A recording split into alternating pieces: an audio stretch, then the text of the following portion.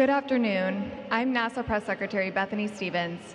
Welcome to NASA Johnson Space Center's Space Vehicle Mock-Up Facility, where we're proud to host this next generation of innovators for Second Lady Usha Vance's Summer Reading Challenge. I'd like to welcome our former Johnson Space Center Director and our Acting Associate Administrator, Vanessa Weish.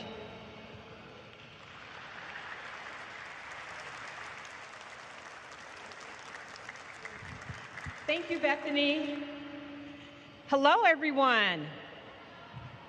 It is my distinct honor and pleasure to welcome you to NASA Johnson Space Center, where we're going to have a special reading with the Second Lady of the United States, Ms. Usha Vance.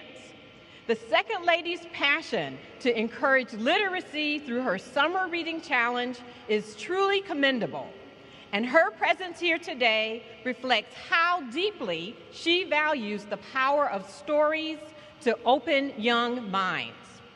At NASA, our mission is not only to push the boundaries of what is possible in space, but also to ignite the imaginations of tomorrow's explorers here on Earth. When students hear stories about courage and discovery, they begin to see themselves as a part of the story. And to the students joining us today, NASA was built by people who were where you are, listening, wondering, and thinking boldly. Whether you aspire to be an astronaut, an engineer, a scientist, or a writer, know that the possibilities are endless. So, listen closely, ask questions, and let your imagination soar. We thank Ms. Vance again for being here and taking the time to read to our next generation of explorers. Now, please join me in welcoming our very own NASA astronaut, Suni Williams.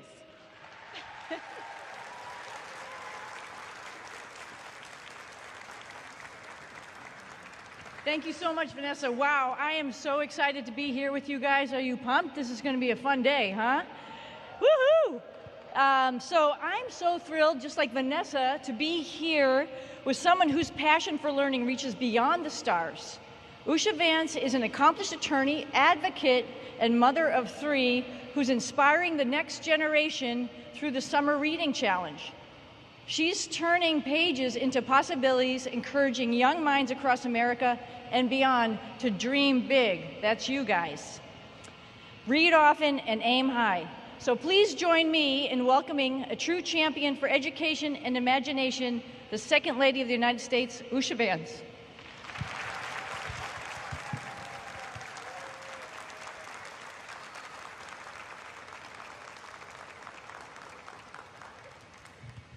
Hello, guys, and thank you so much for letting me come join you here at camp today. This is really exciting for me because I love space and I love NASA, and I can't believe that I get to hang out with a real astronaut. So I can't believe you guys get to do this all week. But I just wanted to invite you to do something with me this summer after camp's over. My kids are actually here hiding somewhere in this room. And this summer we've been reading a lot of books. And what we are doing is a summer reading challenge where if you read 12 books, you can pick anything you want. It could be about space, dinosaurs, princesses, it doesn't matter. Just write those down on a list, ask your parents to send it to me, and I'll send you a little prize at the end and a certificate congratulating you on being a big summer reader. And I'll also enter your name in a drawing to come visit the White House in Washington, D.C. So I hope you'll try to do it. Talk to your parents about it. It'll be a lot of fun. And now I think we have a book that we're going to read together and answer some of your questions. Okay, I think we should get started. What do you think? I think so.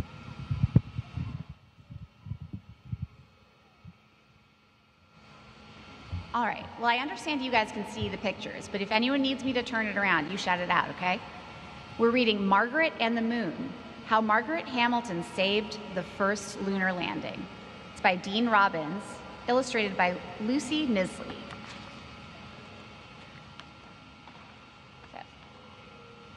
Margaret Hamilton loved to solve problems.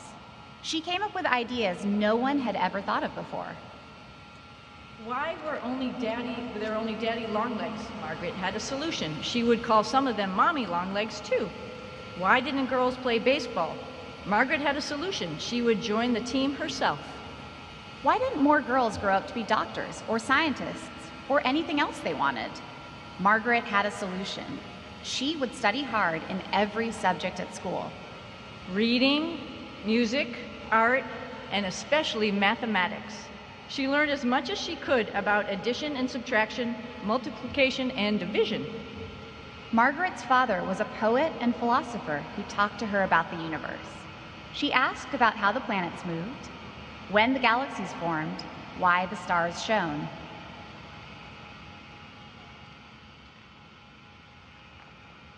I think that's yours. She gazed at the night sky in wonder. How many miles to the moon? 238,855. How many miles does it travel around the Earth? 1,423,000. How fast does it go? 2,288 miles per hour. How big round is it? 6,783 miles. Margaret began solving harder and harder math problems. It was fun working her way through the steps. She liked moving around the X's and Y's in algebra. She liked measuring circles and triangles in geometry. She liked studying curves in calculus. And then she discovered computers. Margaret could use this new invention to answer so many questions about the universe. She experimented with writing instructions or code that told the machine what to do. The code was called software, and Margaret called herself a software engineer. She started with something simple, asking the computer to add and subtract, multiply and divide. Margaret taught herself to write code that performed more and more complicated tasks. She programmed computers to track airplanes through the clouds and even to predict the weather. She made them do things they had never done before. In 1964, Margaret got interested in an exciting project for NASA, the National Aeronautics and Space Administration. Their scientists were working on the hardest problem humans ever tried to solve, flying people to the moon. Could Margaret use computers to get the astronauts 238,855 miles there and 238,855 miles back? She convinced NASA's leaders to let her try. Margaret thought of everything that could happen on a trip to the moon. Would the spacecraft go off course? Would it lose power? Would an astronaut make a mistake? Margaret wrote code to tell the computers how to solve these problems. She worked her way through the steps just as she used to do in math class. Soon, Margaret became director of software programming for NASA's Project Apollo, leading dozens of scientists. She helped Apollo 8 orbit the moon 10 times. She helped Apollo 9 connect to 2 ships in space. She helped Apollo 10 get within 9 miles of the moon's surface. Hello there. With Apollo 11, NASA would finally try to put people on the moon. Had Margaret thought of everything that could go wrong with the lunar landing? She checked her code again to make sure. The astronauts were depending on her. You see the stack of Margaret's code there? All right. 10, 9, 8, 7, 6, 5, 4, 3, 2, 1. Liftoff! And Apollo 11 rose with a blast of the smoke and fire. Margaret followed along from the control room, and the whole world watched on television. For 4 days, the spacecraft drew nearer to the moon. The lunar module, named the Eagle, split off to make the landing. Yippee! But with minutes left to go, an astronaut entered a command and the master alarm buzzed. Oops. The Eagle's computer started performing too many tasks. Overload, overload, yikes! The control room panicked. The moon landing was in danger. Everyone looked at Margaret. Had she prepared for this problem? Of course. Margaret's code made the computer ignore the extra tasks and focus on the landing. It brought the Eagle closer to the moon's surface. Closer, Closer. Touchdown. The Eagle has landed, announced astronaut Neil Armstrong. The control room cheered. Margaret was a hero. Later that night, the Eagle's hatch opened. Margaret held her breath. Armstrong took the first step on the moon. The whole world celebrated in front of their televisions. As they're all saying, hurrah! Margaret walked outside smiling. Her code had helped the astronauts get to the moon, and she knew it would help get them home safely.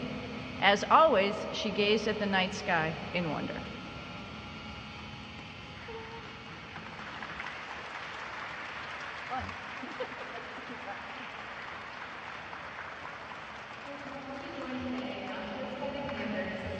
Houston's Explorer camps and children of our Johnson Space Center employees, but also children from across the nation and the world on NASA Plus. We know you have a lot of questions for the Second Lady and our NASA astronaut Suni, so we'll jump right in and try to get to as many as possible. Caroline, a third grader from Tennessee, wants to know what each of your favorite planets are and why. What our favorite what are? Planets. Planets. Oh, okay. You want me to start with that one? Yes. So it's awesome to look at planets and go outside and look at the night sky, but it's actually even more awesome when you're in a spacecraft and you can look down at this planet. So I have to say Earth is my favorite planet because we can also wear our bathing suits and go to the beach. Other planets, that might be a little bit more problematic. Well, that's a really good answer, and probably should be my answer too. But I'll say that Jupiter is my favorite planet.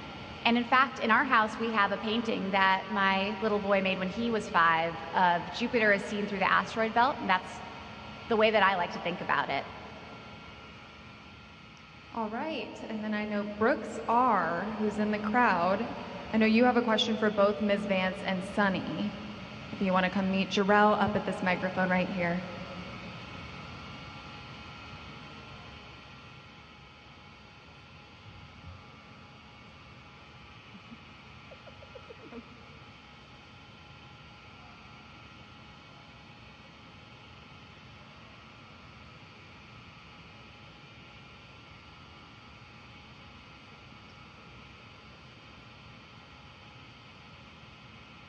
If you could bring one thing to the surface of the moon, what would you bring? Ooh. So if you could bring one thing to the surface of the moon, what would it be?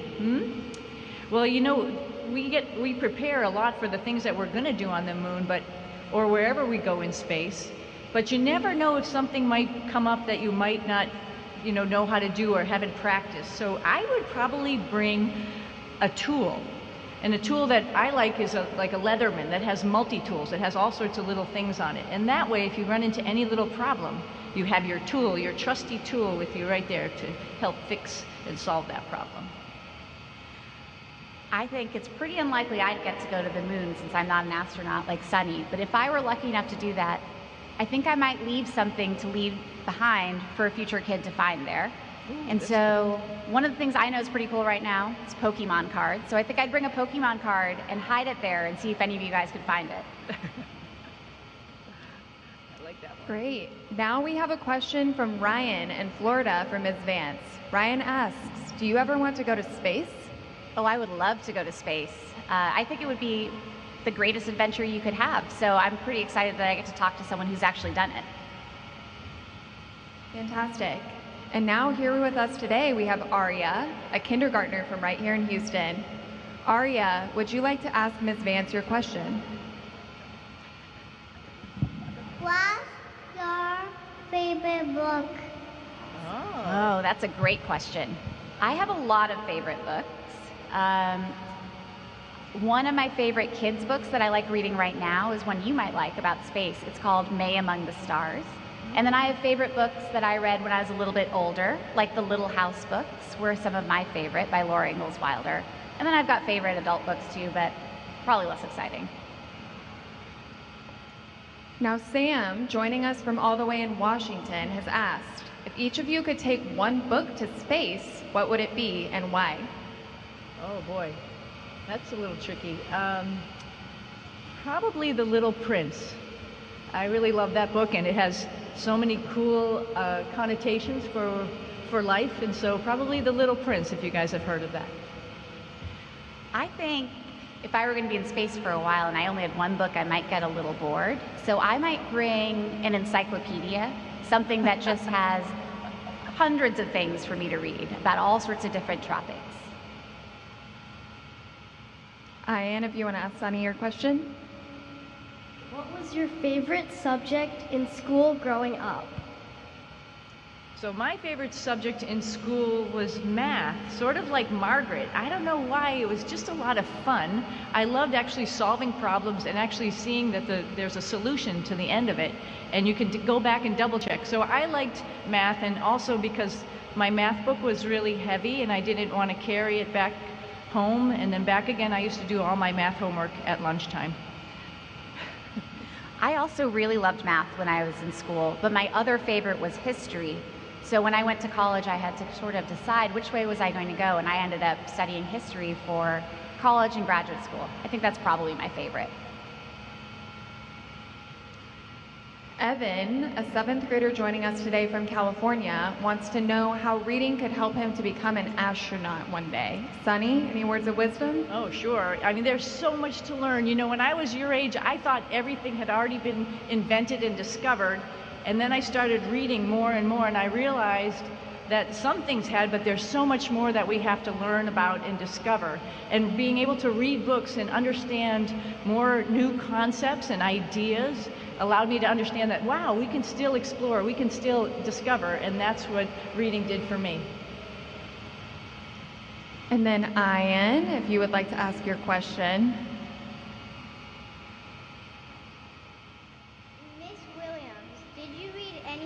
While you were in space, and what made you pick that book? Oh, wow. Yeah, I read a couple books. I didn't bring too many books up there with me. I mentioned that I would have liked to have brought The Little Prince. I didn't think about that earlier, but my dad actually sent up a couple books with me. So I had something that he recommended called the Bhagavad Gita, and so I could read that story while I was up in space, and it made me think about my family and my friends back here on Earth, because that's what I really missed the most, is my family. So it was a nice connection to be with my parents while I was up in space. And Kelly, a 1st grader in Maryland, would like to ask Ms. Vance, do you believe reading helped you to become the 2nd Lady of the United States? Well, I think reading helped me do everything that's happened in my life, from going to college to deciding what countries I wanted to visit or what cities I wanted to explore, to coming up with my favorite hobbies, to even having any idea what to do when I had babies and how to take care of them. So without reading, I would definitely not be here today as a grown-up with 2 or 3 great kids, or as the 2nd lady. And Giovanni, a 1st grader from right here in Houston, has one last question for Sunny. Giovanni, you want to take it away? What did you like most about your last visit to the International Space Station? Well, my last mission to the International Space Station was awesome, Giovanni. It was a lot of fun. I got to fly a brand new spacecraft, which was cool for the first time. Got to try it out, try driving it a little bit. And then after we docked to the International Space Station, we actually got to live there for a little while. And I think I had pretty cool hair when I was up there. Did you remember seeing it by chance on TV? It looks a little bit like that. So that's pretty cool when you're living in space. Everything floats. Your arms float, your hair floats, and that part is pretty awesome. Great. Thank you all so much for your questions. The fun and learning is just getting started. For those of you here with us today, we'll start transitioning into an activity. So turn your attention to our NASA experts who will soon be up front. For those of you on NASA Plus, we invite you to head to nasa.gov/learning-resources. Thanks for joining us for 2nd Lady Usha Vance's Summer Reading Challenge, and be sure to print out your own reading log online at whitehouse.gov/read.